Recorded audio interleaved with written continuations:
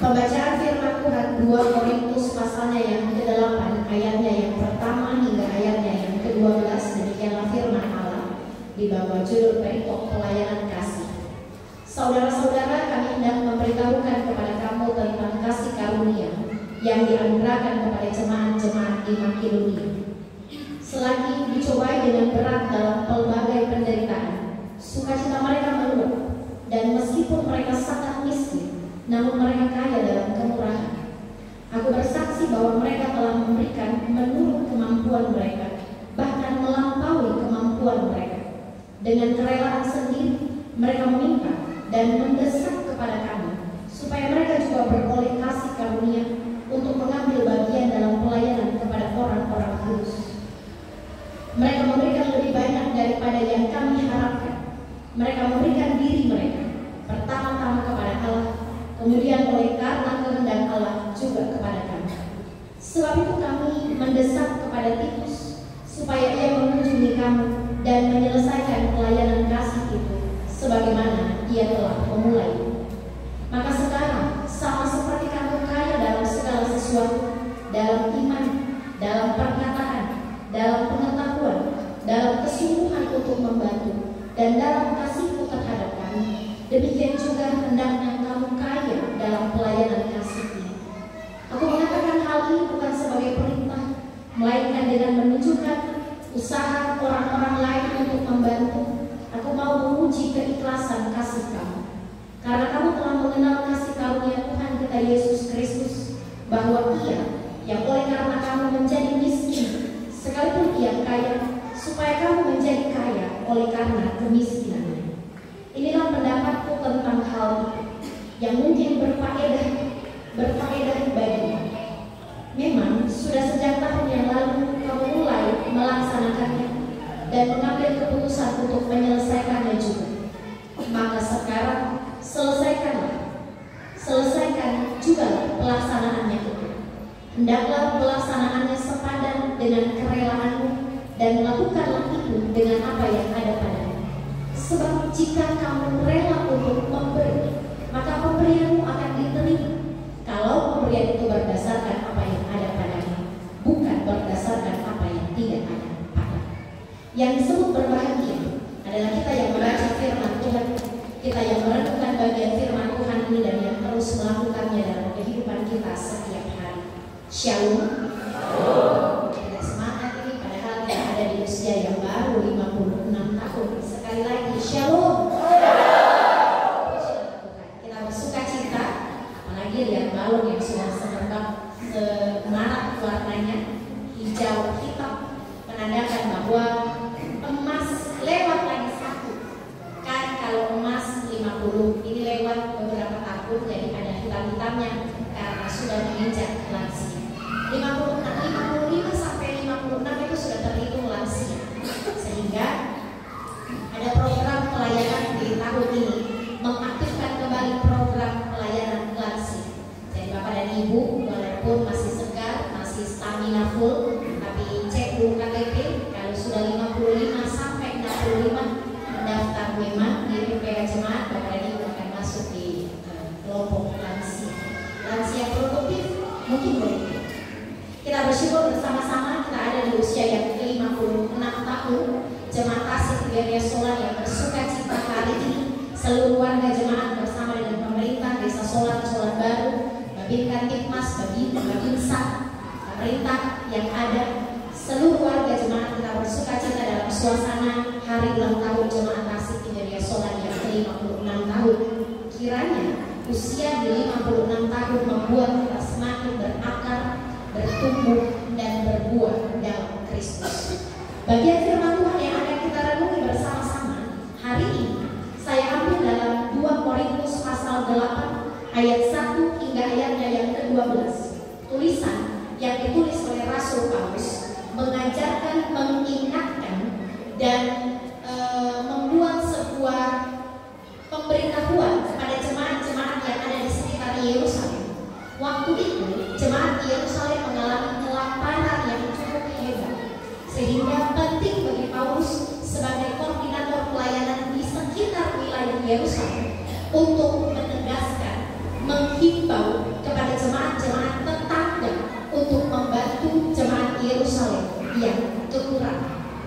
Ada dua jemaat yang akan menjadi pokok penting dalam pengajaran firman Tuhan pada hari ini.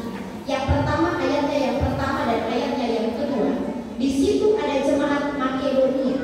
Ayat 2, selagi dicobai dengan berat dalam pelbagai penderitaan, sukacita mereka meluap, dan meskipun mereka sangat miskin, namun mereka kaya dalam kemurahan. Jemaat yang pertama yang menjadi himbauan oleh Rasul Paulus adalah jemaat Makedonia. Secara SDM, secara finansial, secara kemampuan berteologi, secara pengetahuan, dan berbagai jenis kehidupan mereka, jemaat Makedonia dikenal sebagai jemaat yang miskin. Miskin ini dalam pengertian rendah, di bawah garis yang harusnya menjadi standar dari sebuah pelayanan di Yerusalem. Miskin secara pengetahuan, miskin secara SDM, miskin secara finansial, tetapi jemaat Makedonia meluap dengan sukacita dan mereka penuh dengan kemurahan. Sehingga di ayatnya yang keempat di situ dikatakan, dengan kerelaan sendiri mereka meminta dan mendesak kepada kami supaya mereka juga beroleh kasih karunia untuk mengambil bagian dalam pelayanan kepada orang-orang kudus.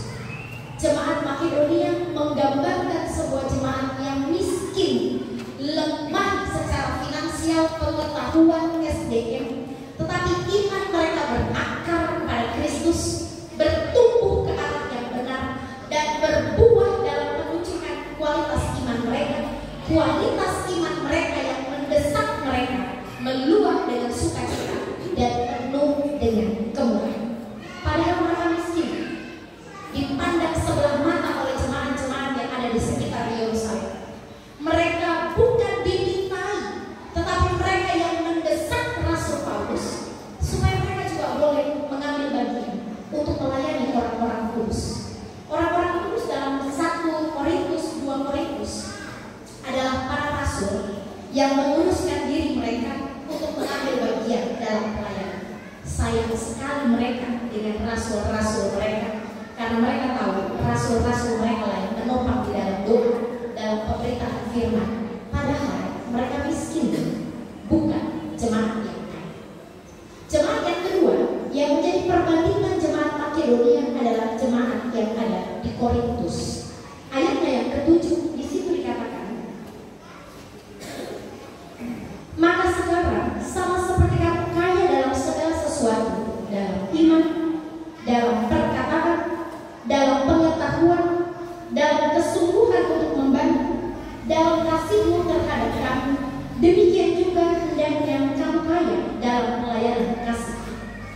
Berbanding 180 derajat dengan jemaat Makedonia, jemaat Korintus jemaat yang kaya dalam iman, dalam pengetahuan, secara SDM, secara kualitas, secara finansial, tetapi mereka miskin dalam pemberian diri kepada Tuhan.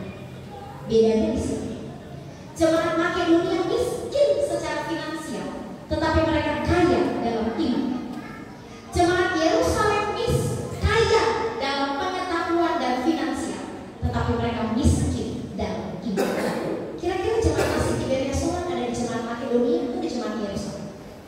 Senyum-senyum saja nanti saya lihat di atas mingguan saya keker guys. Kira-kira kalau menurut Bapak dan Ibu menurut Bapak dan Ibu nih, bayangan Bapak dan Ibu, bayangan Bapak dan Bapak-Bapak pemerintah, Babinkan Tifmas, Babinsa dan lain sebagainya. Kira-kira jemaat asli Tiberias ini ada mewakili jemaat Makedonia atau jemaat Yerusalem?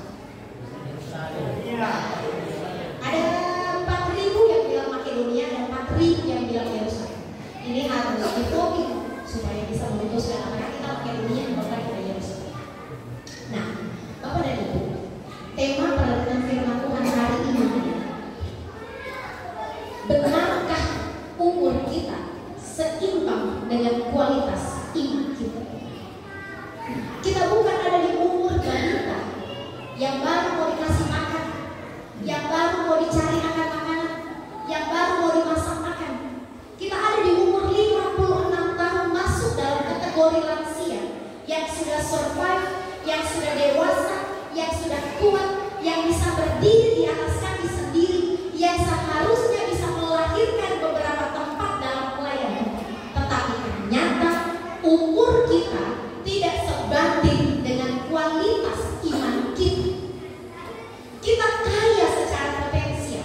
Kita punya magister-magister, sarjana-sarjana di tempat ini. Kita punya orang-orang penting. Kita punya tokoh-tokoh masyarakat. Kita punya segala sesuatu di tempat ini. Secara letak geografis kita di pinggir kota Luwu, kita di pinggir kecamatan Kinto. Kita suasana yang strategis, dekat dengan kota, gampang mengakses internet, gampang mengakses apapun, gampang lah pokoknya pinggir kota kok.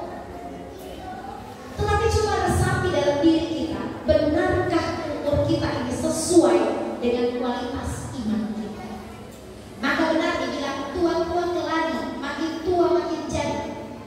Tua-tua keladi, tua-tua jemaat seharusnya makin tua makin bersinar, begitu? Kira-kira kita bisa nggak disebut tua-tua keladi, makin tua makin jadi? Jemaat ya, bukan? Jemaat ini bisa nggak disebut makin tua makin jadi? Justru kita makin tua makin menurun dalam kualitas iman dan percaya kita kepada Tuhan. Makin merosot, makin menurun, dan makin tidak stabil dalam pertumbuhan iman dalam jemaat.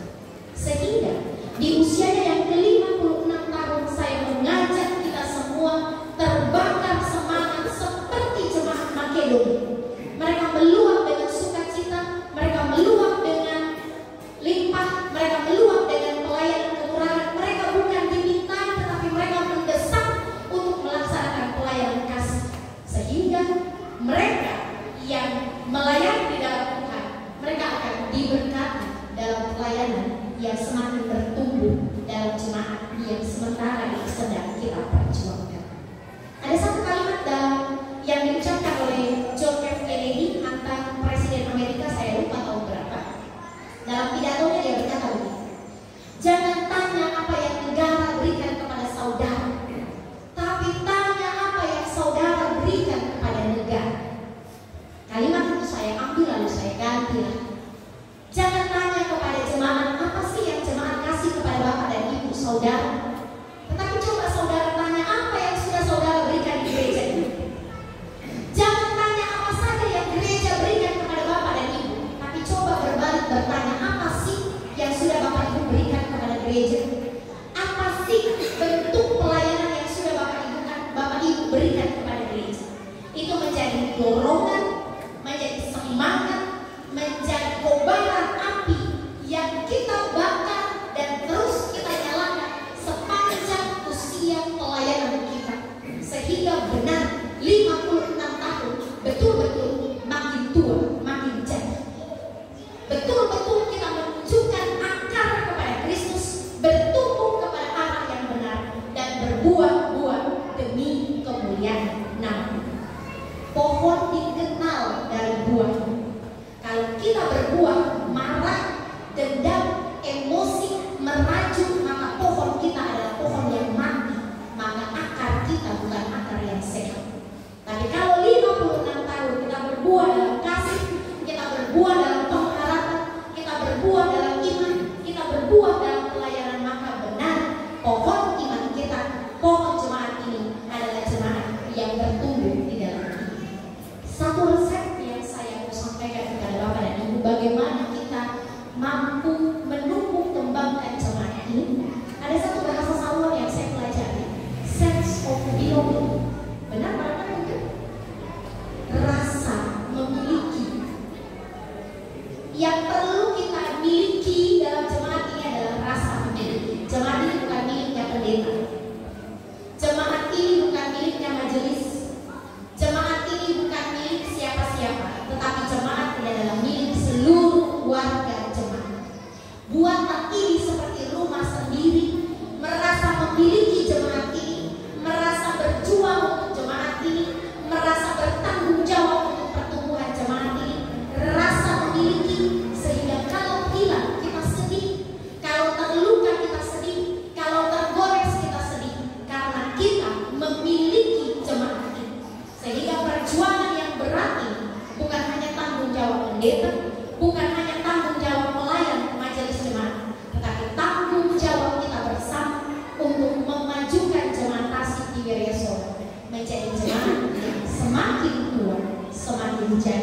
di dalam Tuhan. Selamat ulang tahun jemaat kasih di media sholat, selamat bersukacita dan selamat mengejar rasa memiliki dalam jemaat dan kita bertumbuh ke arah yang lebih baik. Tuhan dimuliakan dengan firman.